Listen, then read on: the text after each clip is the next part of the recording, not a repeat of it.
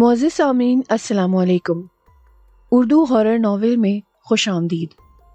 آپ سب سے گزارش ہے کہ میری ویڈیوز کو زیادہ سے زیادہ لائک اور شیئر کر کے میری حوصلہ افزائی کیجیے تاکہ میں اسی طرح اچھی اچھی کہانیاں آپ کے پیش خدمت کر سکوں۔ آج موسم بہت خراب ہو رہا تھا۔ آسمان پر کالی گھٹائیں چھاتی جا رہی تھیں۔ کسی بھی لمحے موسلا دھار بارش ہو سکتی تھی۔ میں اپنی کار پر سوار کسی نامعلوم سمت کی طرف بڑھتا جا رہا تھا۔ مجھے نہیں معلوم تھا کہ میں کس طرف جا رہا ہوں، وہ راستہ کس طرف جاتا تھا۔ میں کافی دیر سے سڑکوں پر مٹگشت کر رہا تھا مگر مجھے مطلوبہ سڑک مل ہی نہ رہی تھی۔ کالی گھٹاؤں کی وجہ سے تاریکی بھی گہری ہوتی جا رہی تھی، جس کی وجہ سے میں نے کار کی ہیڈ لائٹس روشن کر دی تھی۔ قرب و جوار میں گھنے اور بلند و بالا درختوں کی بہتات تھی، جس سے ماحول خوفناک ہوتا جا رہا تھا۔ میرا نام شکیل احمد ہے اور میں ایک سرکاری ملازم ہوں۔ میرا تعلق ہندوستان کے شہر بھونیشور سے ہے۔ میں راج گڑھ میں ایک سرکاری میٹنگ کے سلسلے میں گیا تھا، جس کی وجہ سے مجھے واپسی پر نہ صرف دیر ہو گئی تھی بلکہ میں راستہ بھی بھٹک گیا تھا۔ اوپر موسم کی خرابی نے میری پریشانی میں مزید اضافہ کر دیا تھا۔ میری سمجھ میں کچھ نہیں آ رہا تھا کہ میں کیا کروں اور کس طرف جاؤں۔ مجھے خدشہ تھا کہ کہیں راستے میں بارش شروع نہ ہو جائے۔ بارش میں سفر کرنا خاصا دشوار گزار تھا۔ چونکہ سڑک سنسان و ویران پڑی ہوئی تھی، اس لیے میں نے کار کی رفتار تیز رکھی ہوئی تھی تاکہ میں جلد از جلد اس ویران جگہ سے نکل کر پر رونق جگہ پر پہنچ سکوں۔ دور دور تک کوئی زیرو بھی نظر نہ آ رہا تھا جس سے میں بھونیشور جانے والے راستے کے بارے میں معلوم کر سکتا۔ میں ابھی تھوڑی دور ہی گیا تھا کہ آسمان پر بجلی نے کڑکنا شروع کر دیا اور اس کے ساتھ ہی کالی گھٹاؤں نے تیز بارش کی صورت اختیار کر لی۔ سخت جاڑے کا موسم تھا، اس لیے سردی کی شدت میں بھی اضافہ ہو گیا تھا۔ میں نے کار کی پچھلی نشست پر رکھی چادر اٹھا کر اپنے اوپر اوڑھ لی تھی۔ میں نے کار کی سپیڈ میں کمی کر دی۔ تیز سپیڈ میں کار کے الٹنے یا کسی حادثے کا خدشہ تھا۔ بارش نے چند ہی لمحوں میں طوفانی شکل اختیار کر لی تھی، جس سے میرے لیے کار چلانا مشکل ہو رہا تھا، کیونکہ بارش کے ساتھ ہی تیز ہوائیں بھی چلنا شروع ہو گئی تھی۔ اچانک میں چونک پڑا۔ میری کار نے ہلکے ہلکے جھٹکے کھانے شروع کر دیے تھے۔ میں نے ایکسکیلیٹر پر پاؤں بڑھا دیا مگر میری کار نے آگے بڑھنے سے نہ صرف انکار کر دیا بلکہ وہ جھٹکے کھاتے ہوئے رک گئی۔ انجن میں شاید پانی چلا گیا تھا جس کی وجہ سے کار رک گئی تھی۔ میں نے ایک طویل سانس لی اور اسٹیئرنگ پر ہاتھ مار کر قرب و جوار میں دیکھنے کی کوشش کرنے لگا۔ بارش کے سوا کچھ نظر نہیں آ رہا تھا۔ جب بجلی کڑکتی تو میں ایک جھرجھری سی لے کر رہ جاتا تھا۔ میں کافی دیر تک کار میں ٹھٹرتا ہوا بیٹھا رہا۔ بارش تھمنے کا نام ہی نہ لے رہی تھی۔ تاریکی اب پوری پھیل گئی تھی۔ اب مجھے تھوڑا سا خوف بھی محسوس ہونے لگا تھا۔ اس ویران علاقے میں میں بالکل اکیلا تھا، جس کے باعث خوفزدہ ہونا فطری عمل تھا۔ اب بارش رکے گی تو میں کار کا کچھ کر سکوں گا۔ میں انہی سوچوں میں غلطہ تھا کہ ایک ہی میری دائیں طرف کھڑکی کے شیشے کے بجانے کی ہلکی سی آواز سنائی دی۔ میں نے چونک کر کھڑکی کی طرف دیکھا تو اگلے ہی لمحے چونک پڑا۔ باہر ایک نوجوان اور حسین لڑکی موجود تھی، جس نے سر سے پاؤں تک بارش سے بچنے کے لیے برساتی پہنی ہوئی تھی۔ اس کے ایک ہاتھ میں ٹارچ تھی۔ میں اسے مبہوت ہو کر دیکھنے لگا۔ میرے دماغ میں مختلف خیالات کسمس آنے لگے کہ اس ویران جگہ پر وہ اکیلی لڑکی کیا کر رہی تھی اور وہ بھی اس طوفانی بارش میں۔ میں نے دیکھا کہ وہ لڑکی بار بار شیشے کو ٹھونک کر بجا رہی تھی۔ میں نے کھڑکی کا شیشہ تھوڑا سا نیچے کیا۔ کیا میں آپ کی مدد کر سکتی ہوں؟ اس نے مترنم لہجے میں پوچھا۔ میرے منہ سے اس سے زیادہ اور کوئی لفظ نہ نکل سکا۔ میرا خیال ہے کہ آپ نے پہلے کوئی لڑکی نہیں دیکھی۔ اس نے دھیرے سے مسکراتے ہوئے کہا تو اس کے سفید دانت موتیوں کی طرح ٹارچ کی روشنی میں چمکنے لگے۔ میں شرمندہ سا ہو گیا۔ آئیے، کار میں آ جائیے، میں نے اپنی شرمندگی چھپاتے ہوئے کہا۔ شکر ہے آپ کو خیال تو آیا، لڑکی نے کہا اور پھر وہ کار کے آگے سے ہوتی ہوئی میرے ساتھ والی سیٹ پر بیٹھ گئی۔ اس نے برساتی اتار کر ایک طرف رکھ دی تھی۔ وہ لڑکی بہت خوبصورت اور نوجوان تھی۔ اس نے جینز کی پینٹ اور ہلکی آسمانی رنگ کی جیکٹ پہنی ہوئی تھی۔ اس کے سنہرے بال اس کے شانوں پر پھیلے ہوئے تھے۔ یہ اس کی شخصیت کا اثر تھا یا اس کی خوبصورتی کا؟ میں سحر زدہ ہو کر نہ چاہتے ہوئے بھی اسے دیکھنے لگا۔ آپ کون ہیں اور اس ویران جگہ پر کیا کر رہی ہیں؟ میں نے حیرت زدہ لہجے میں پوچھا۔ میرا نام چاندنی ہے اور میں یہیں قریب ہی ایک حویلی میں رہتی ہوں، اس نے مسکراتے ہوئے کہا۔ میں شہر سے اپنی حویلی کی طرف آ رہی تھی کہ راستے میں میری کار خراب ہو گئی، جس کی وجہ سے میں پیدل ہی چل پڑی تو راستے میں آپ کی کار دیکھ کر ٹھٹکی اور آپ کی طرف آ گئی۔ آپ یہاں کیوں رکے ہوئے ہیں؟ کیا کار خراب ہو گئی ہے آپ کی؟ ہاں، میری کار بھی خراب ہو گئی ہے، میں نے اس بات میں سر ہلاتے ہوئے کہا۔ دوسرے میں راستہ بھی بھٹک کر اس طرف آ نکلا تھا۔ آپ کہاں جا رہے تھے؟ میں بھنیشور جا رہا تھا۔ میرا خیال ہے بارش آج مشکل سے ہی رکے گی۔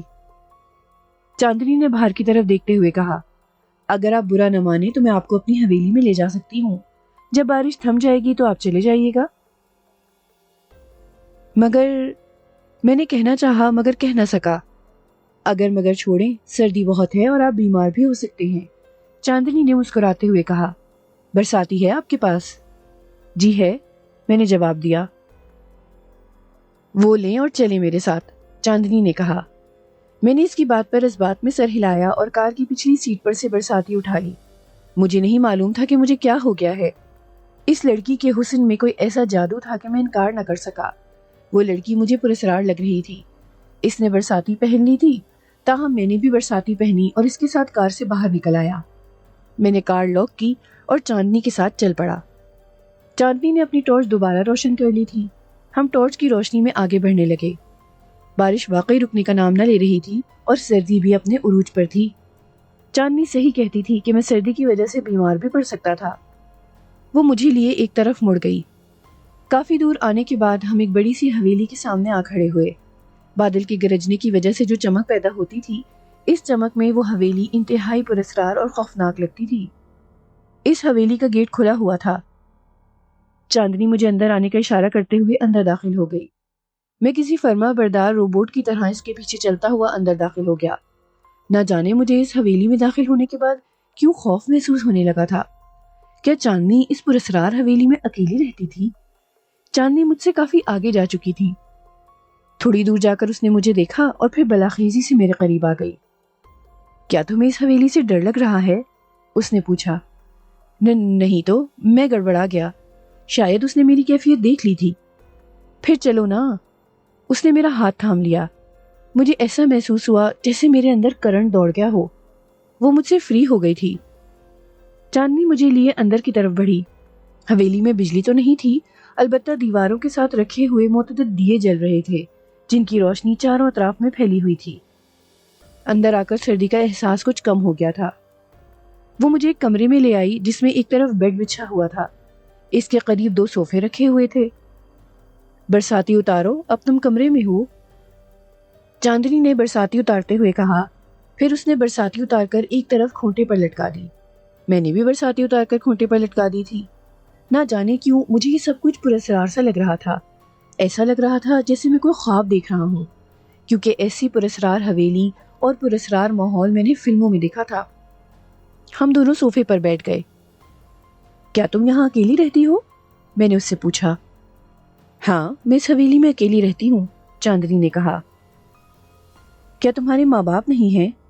نہیں، اس نے نفی میں سر ہلایا۔ میرے ماں باپ ایک حادثے میں ہلاک ہو چکے ہیں۔ میں ایک کمپنی میں ملازمت کرتی ہوں۔ اچھا، تم نے اپنا نام تو بتایا نہیں۔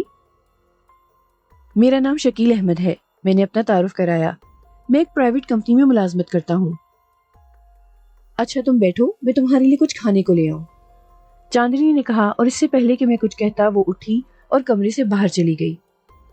میں چند لمحے صوفے پر بیٹھا رہا، پھر اٹھا اور کمرے کا جائزہ لینے لگا۔ دائیں طرف دیوار پر ایک عجیب سی تصویر لٹکی ہوئی تھی۔ میں اس تصویر کو دیکھنے لگا۔ وہ ایک لڑکی کی تصویر تھی جو بہت ہی خوبصورت تھی۔ میں مبہوت سا ہو کر اس تصویر کو دیکھنے میں مگن تھا کہ اسی وقت چاندنی ایک ٹرے اٹھائے اندر داخل ہوئی جس پر چائے کے 2 کپ رکھے ہوئے تھے جن میں سے بھاپ نکل رہی تھی۔ میں چونک کر اس کی طرف مڑا۔ کیا دیکھ رہے ہو؟ یہ تصویر دیکھ رہا تھا۔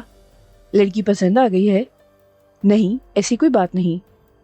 چاندنی نے ٹرے بیڈ کے ساتھ بڑی میز پر رکھی اور خود بھی صوفے پر بیٹھ گئی۔ میں بھی اس صوفے پر بیٹھ گیا تھا۔ تم نے ابھی تک شادی نہیں کی؟ میں نے چائے کا کپ اٹھاتے ہوئے پوچھا۔ نہیں، چاندنی نے نفی میں سر ہلایا۔ کیا تم مجھ سے شادی کرو گے؟ کیا میں اس کے سوال پر گڑبڑا گیا۔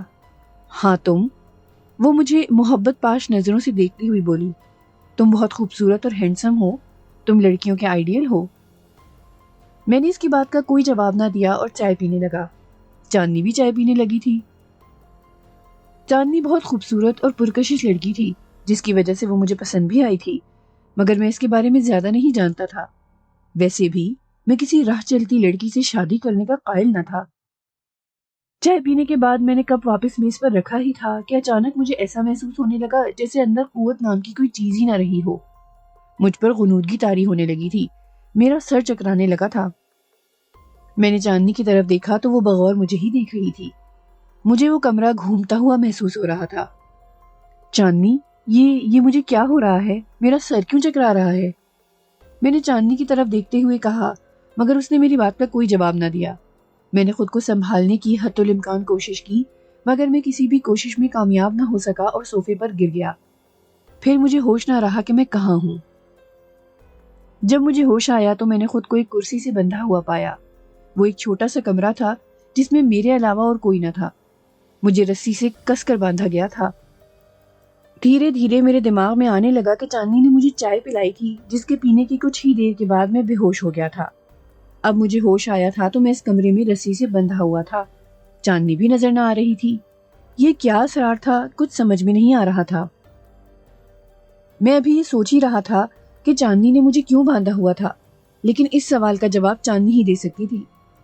میں نے خود کو چھڑانے کی جدوجہد شروع کر دی، مگر رسیاں بہت مضبوطی کے ساتھ باندھی گئی تھی۔ میرے دماغ میں مسلسل ایک ہی سوال بار بار گونج رہا تھا کہ چاندنی نے مجھے کیوں باندھ کر اس کمرے میں ڈال دیا ہے۔ جب میں تھک گیا تو میں نے جدوجہد ترک کر دی۔ میں نے چاندنی کو کئی بار آواز دی، میری آواز اس کمرے میں ہی گونج کر رہ گئی۔ میں نے کئی بار چاندنی کو آواز دی، مگر چاندنی اس کمرے میں نہ آئی، پتہ نہیں وہ کہاں تھی۔ تب میں نے مایوس ہو کر اپنا سر کرسی کی پشت سے ٹکا دیا اور چھت کو گھورنے لگا۔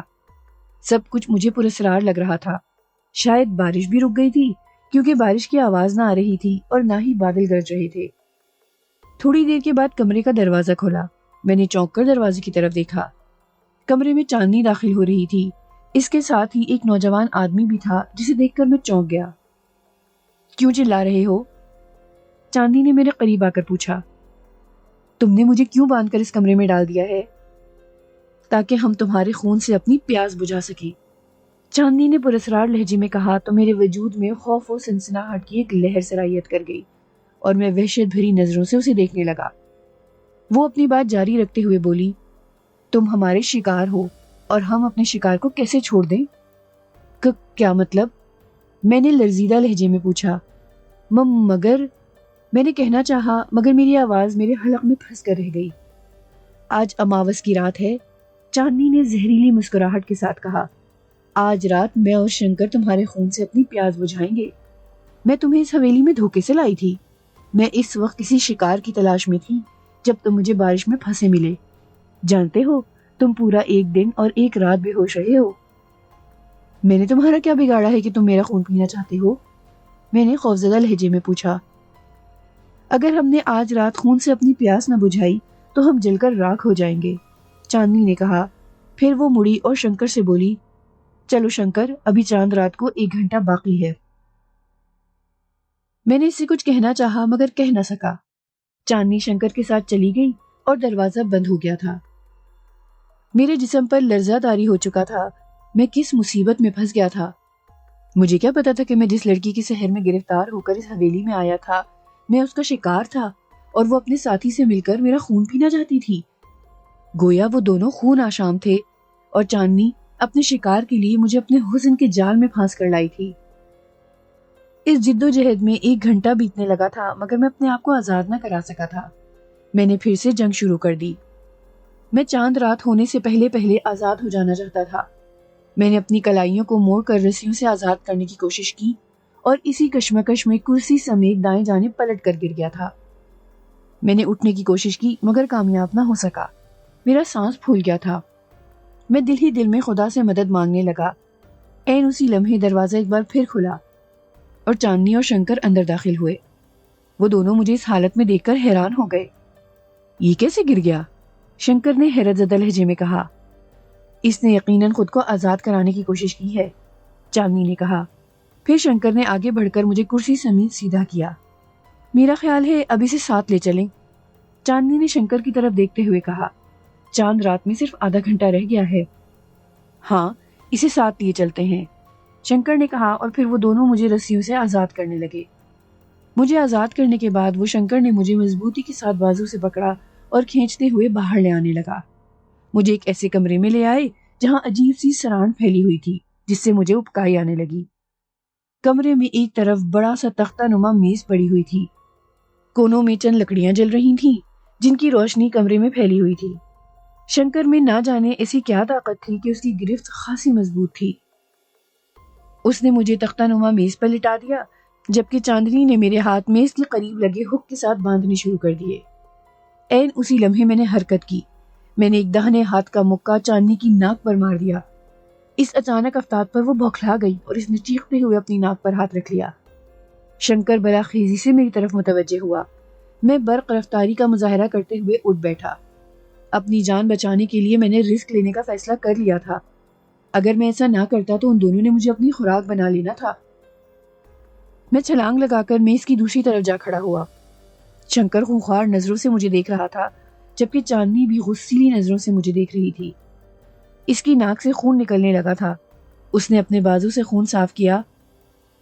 میں تمہارا خون پی جاؤں گی، وہ غرائی۔ یکایک میں چونک پڑا۔ میں نے دیکھا کہ چاندنی اور شنکر کے منہ سے لمبے لمبے دانت نکلنا شروع ہو گئے تھے۔ ان کی شکلیں بدلنی شروع ہو گئی تھیں۔ ان کے منہ سے خرخراہٹیں نکل رہی تھیں۔ میں سمجھ گیا تھا کہ چاند اپنے پورے جوبن پر آ گیا تھا، جس کی وجہ سے وہ خون آشام بن گئے تھے۔ ان دونوں کی شکلیں دیکھ کر میں جھرجھری سی لے کر رہ گیا۔ میں نے ایک طرف بھاگنے کی کوشش کی، مگر شنکر میرے سامنے آ گیا۔ میرے پاس ایسا کوئی ہتھیار بھی نہ تھا کہ جس سے میں اپنا دفاع کر سکتا۔ چاندنی نے تیزی سے آگے بڑھ کر دروازہ بند کر دیا۔ اب تو میں پھنس ہی چکا تھا۔ میرے ہاتھ پاؤں کانپ رہے تھے، مگر میں نے ہمت نہ ہاری۔ مجھے ان سے بچنا تھا، ورنہ وہ میرا خون پی کر مجھے ختم کر دیتے۔ اب تک یہ دونوں نہ جانے کتنے معصوم لوگوں کو اپنے جال میں پھانس کر ان کا خون پی کر انہیں موت کے گھاٹ اتار چکے تھے۔ اب کیسے بھاگو گے؟ چاندنی ہذیانی انداز میں ہنستے ہوئے بولی۔ میں نے اس کی بات کا کوئی جواب نہ دیا۔ میں نے دیکھا کہ وہ دونوں دھیرے دھیرے میری طرف بڑھ رہے تھے۔ میں خود کو سنبھال چکا تھا، اس لیے جیسے ہی وہ میرے قریب آئے اور مجھ پر جھپٹے، میں تیزی سے ایک طرف ہو گیا اور ان کا وار خالی گیا۔ میں نے پلٹ کر چاندنی کو زوردار طریقے سے دھکا دیا، جس سے وہ دیوار سے جا ٹکرائی۔ وہ اس زور سے ٹکرائی تھی کہ اس کے حلق سے دل دوز چیخ نکل گئی۔ شنکر چونک کر اس کی طرف متوجہ ہوا۔ یہی وہ لمحہ تھا جس سے میں شنکر پر قابو پا سکتا تھا۔ میں شنکر کی طرف تیزی سے بڑھا، مگر وہ چالاک واقع ہوا تھا۔ اس نے مجھے گردن سے پکڑ لیا اور اپنے دانت میری گردن میں گاڑنے کی کوشش کرنے لگا۔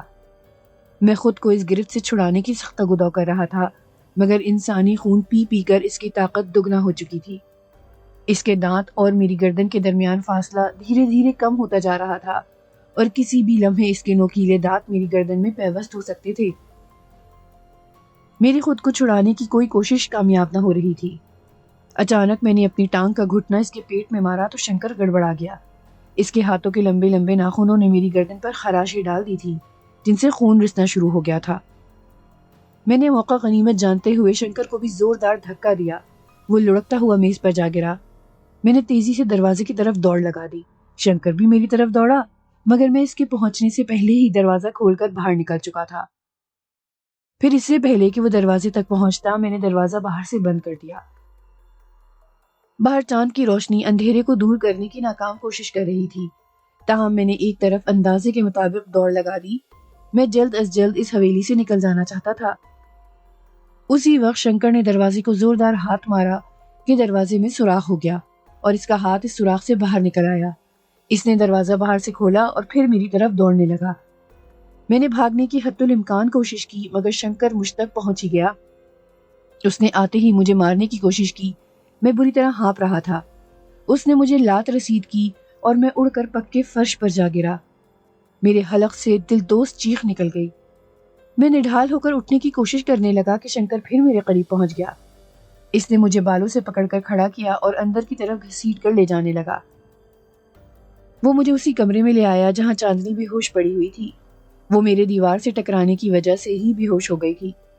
کمرے میں آ کر شنکر نے مجھے دوبارہ میز پر لٹایا اور خود میرے اوپر جھکنے ہی لگا تھا کہ میں نے لات اس کے منہ پر دے ماری۔ وہ چھلتا ہوا پیچھے کی جانب گرا۔ میں نے تیزی سے اٹھ کر دیوار پر سے ایک جلتی ہوئی لکڑی اتار لی، اور پھر جیسے ہی شنکر اٹھا، میں نے لکڑی پر لگی آگ اس کے کپڑوں سے لگا دی۔ شنکر بری طرح چیخنے چلانے لگا۔ آگ اس کے کپڑوں کو تیزی سے جلا رہی تھی جس سے وہ بھی جھلستا جا رہا تھا۔ اس کے حلق سے دلدوز چیخیں نکل رہی تھیں۔